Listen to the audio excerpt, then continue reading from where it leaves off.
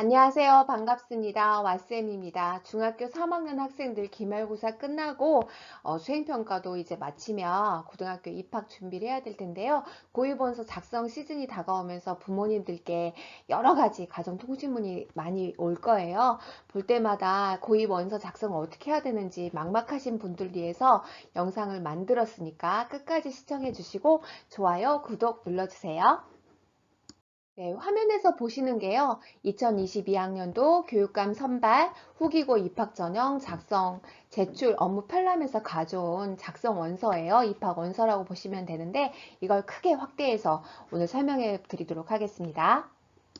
네, 첫 번째로요. 전화번호가 중요해요. 여기 보시면 전화번호 변경 불가라고 적혀 있거든요. 학교 번호는 상관이 없는데 지원자나 또 보호자의 전화번호가 2월 3일 날 고등학교 배정 발표일에 그때 문자를 개별 통지를 해줄 거예요. 그런데 그때 만약에 그 전에 휴대폰을 바꿀 예정이라면 그 번호를 넣으면 안 되겠죠. 그러니까 부모님 전화번호 중에서 그때까지 2월 3일 이후까지 유지할 수 있는 그 번호를 넣는 게 맞습니다. 그리고 지원 학생도 지원하는 학생의 전화번호도 유지할 수 있는 그 번호를 입력하는 게 맞고요. 거주지 행정동의 경우에는 거주지 주민센터에 문의하거나 행정안전부의 도로명 주소 시스템을 이용하면 됩니다. 이건 학교에서 다 알아서 해주기 때문에 대신에 도로명 주소를 반드시 확인해서 제출을 하셔야 돼요. 이거는 분명히 담임선생님들께서 사전에 다 조사를 다 하셨을 거예요. 네, 중학교 성적에 석차 백분율이 있는데요. 이건 학교에서 기재를 해줘요. 그러니까 중학교 이제 석차 백분율에 올해는 2021년 11월 19일이 마감일이거든요. 기준일이 돼요. 그러니까 그때까지 아이들의 석차 백분율, 그때까지의 성적을 기준으로 해서 석차 백분율이 산출이 되는데 자동으로 되기 때문에 상관이 없는데 제 그 채널에서 댓글로 많은 학생들이 질문을 하더라고요. 이 백분율이 석차 백분율이 고등학교 배정에 영향을 주느냐, 합격 유무에 영향을 줍니다. 그러니까 우리가 후기 일반고는 다 갈 거다라고 생각하겠지만 몇 명은 못 가요. 그러니까 그 퍼센트 커트라인을 잡는 작업이 이 중학교 성적이라고 보시면 되고요. 종교는 거기에 써져 있는 대로 기독교다, 불교다, 천주교다, 통일교다, 제7일 안식교다, 원불교다, 대순진리교다, 기타 뭐 이렇게 해서 하나를 넣으시면 됩니다. 그리고 나서 아래쪽에 보면은 중점학급 운영학교, 또 자사고, 외고, 국제고 지원을 하는지, 또 1단계 단일학교군을 넣어야 되는지, 2단계 일반학교군을 넣어야 되는지 이런 것들을 쭉 하게 되어 있는데 여기에서 주의해야 될 사항은 내 아이가 자사고, 외고, 특목고 이런 부분들을 지원을 한다면 과학 중점 과정 운영학교를 지원한다면 이런 경우에는 1단계 단일학교군은 지원할 수가 없어요. 그러니까 이런 것들을 꼼꼼하게 보시면 돼요.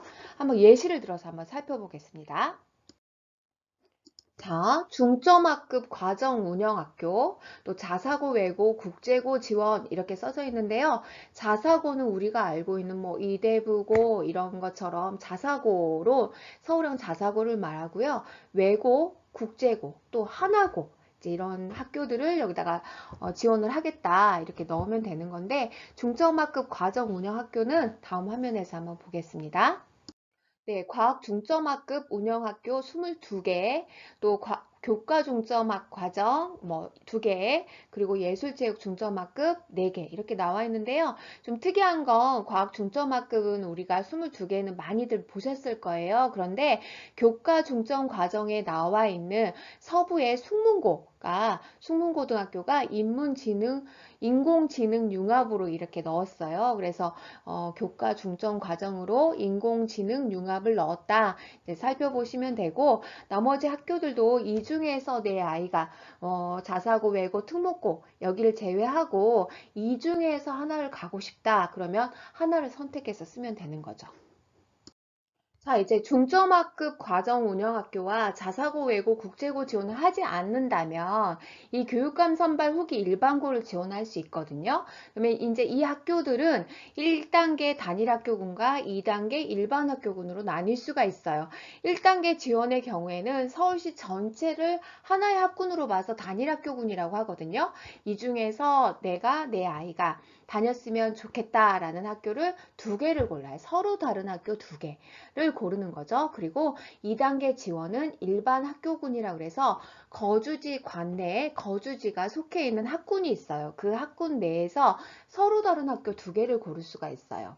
그러니까 이렇게 해서 1단계와 2단계를 지원을 하면 되겠습니다. 자, 1단계 단일학교군은 이렇게 1지망교, 2지망교로 나뉠 수가 있고요. 2단계 일반 학교군은 거주지 학교군이라고 해서 그것도 두 개 학교를 고를 수가 있습니다. 일반 학교군은요, 총 11개가 있어요. 서울시 안에 11개가 있는데, 이게 화면에 보이는 지도 안에서 보시는 바와 같아요. 저는 서부에서 근무하고 있기 때문에 은평구, 서대문구, 마포구 학군 내에서 아이들이 두 개 학교를, 서로 다른 두 개 학교를 골라서 지원을 하게 되는 거고요. 남부에 있다 그러면 영등포구, 구로구, 금천구 이렇게 해서 이 세 개의 학교, 세 개의 구 안에 있는 학교, 고등학교 두 개를 선택할 수가 있습니다. 단일학교군이 뭐냐, 일반학교군이 뭐냐, 이제 이게 용어들이 너무 어렵기 때문에 부모님들이 학교 선택도 어려운데 용어들도 어려울까봐 이제 교육청에서 예시를 들어놨어요. 보시면은, 서울시 전체에서 보내고 싶은 학교가 이 지역 내, 거주지 학군 내에 속하지 않고 다른 데에 만약에 두 개가 있다. 그러면 A하고 B가 나오겠죠. 그리고 거주지 학군 내에 두 개 학교를 고르면 이게 첫 번째 줄처럼 A, B, C, D 이렇게 나올 수가 있습니다. 근데 이제 두 번째 같은 경우에는요, 좀 확률을 높이기 위해서 저쪽에 너무 먼 곳을 보낼 필요가 있겠니? 그냥, 거주지 학군 내에서 두 개를 골라서 단일 학교군에다가 1단계에다가도 A, B를 쓰고 또 살고 있는 이 거주지 일반 학교군에서도 A, B를 쓰겠다. 이렇게 전략적으로 하시는 분들도 꽤 있어요. 두 번째로 좀 많이 쓰시는 편이고요. 세 번째 같은 경우는 A, B, A, C 이것도 마찬가지예요. 거주지 학교군 내에서 세 개 학교가 나오는 거죠. 가장 저 가고 싶은 학교가 이렇게 A, B가 있고 그 다음에 더 가고 싶은 학교는 A인데 가장 가고 싶은 학교니까 A가 1단계에서 1지망, 2단계에서 1지망을 넣고 1단계 2지망과 1단계의 2단계의 2지망을 넣는 거죠. 이제 이런 식으로 해서 전략을 세워서 입력하시는 분들도 있습니다. 이제 마지막에 나와 있는 A, A, B, B는요, 할 수가 없어요. 왜냐면 단계별로 서로 다른 학교 두 개씩을 골라야 하기 때문이죠. 네, 자사고 등을 지원한 학생들의 경우에는요, 자사고를 합격하면 좋죠. 그러니까 끝나는 건데, 혹시라도 불합격되면 이런 경우에는 단일학교군 1단계는 지원을 할 수가 없고요.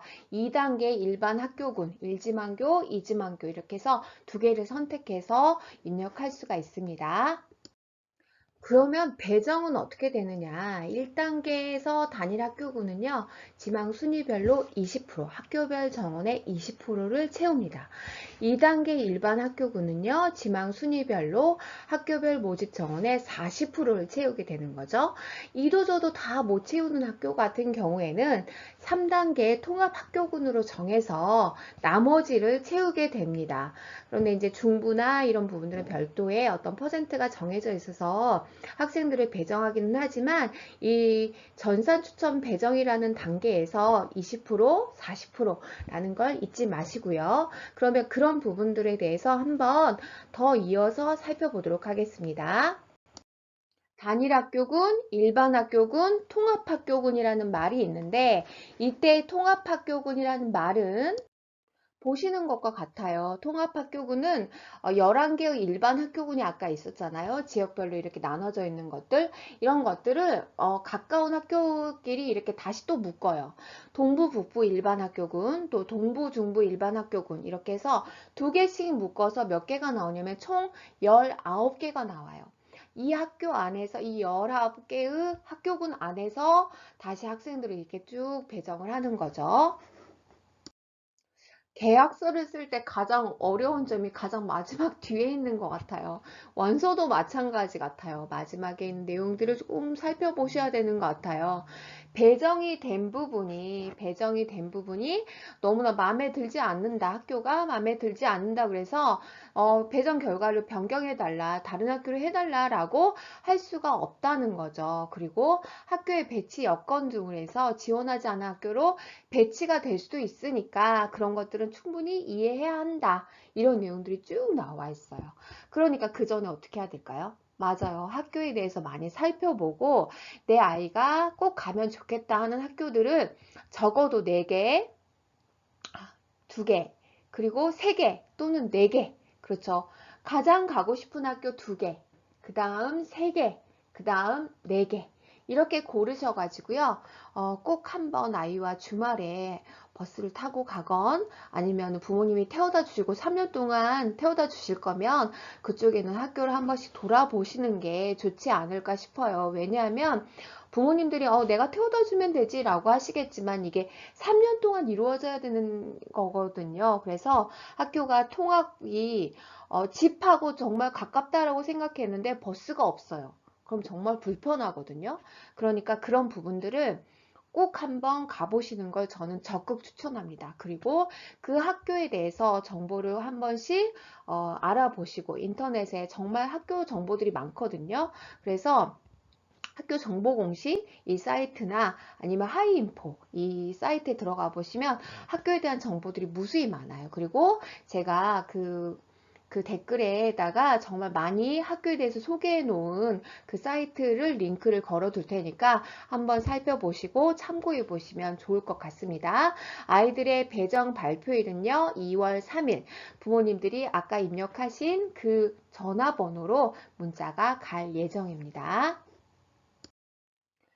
이제 마지막에 원서를 제출합니다 해서 도장을 쾅 찍어야 하는데요. 대부분 선생님들이 아마 이 부분에서 까다로우실 수 있어요. 왜냐면 아이들이 깜빡했다. 엄마 아빠 도장을 안 가져왔다 라고 하는 경우에는 아이들이 몰래 이름을 쓰거든요. 그러면 나중에 가서 혹시라도 원하지 않는 고등학교에 배정되었을 때 문제가 생길 수 있기 때문에 선생님들께서 반드시 부모님의 사인인지 서명인지 아니면 도장을 찍으셨는지 이런 부분을 확인할 수밖에 없어요. 그러니까 꼭 부모님들이 불편하시더라도 이거는 담임선생님께 협조해 주시는 게 좋습니다. 네, 후기 일반고 입학 전형 일정에서 마지막은 2월 3일, 2022년 2월 3일 학교를 배정받는다. 2월 3일과 4일은 학교를 등록한다. 이제 그때까지 등록 안 하면 또 미등록자로 발생하거든요. 그러니까 학교 등록한다, 입학을 등록한다 라고 보시면 되겠습니다. 네, 지금까지 고등학교 입학 원서 작성하는 과정에서 우리가 일반 학교군, 단일 학교군, 통합 학교군 용어들도 알아봤고요. 또 학교를 어떻게 선택해야 될지 A, B, CD를 할지 A, B, AB를 할지 이제 이런 것들 쭉 살펴봤어요. 부모님들께서 가장 중요한 건 내 아이를 가장 보내고 싶은 학교 2곳 또는 3곳, 4곳 이 정도는 찾아보시고 가장 적합한 학교를 전략적으로 기록하시는 게 좋습니다. 이상으로 왓쌤이었습니다.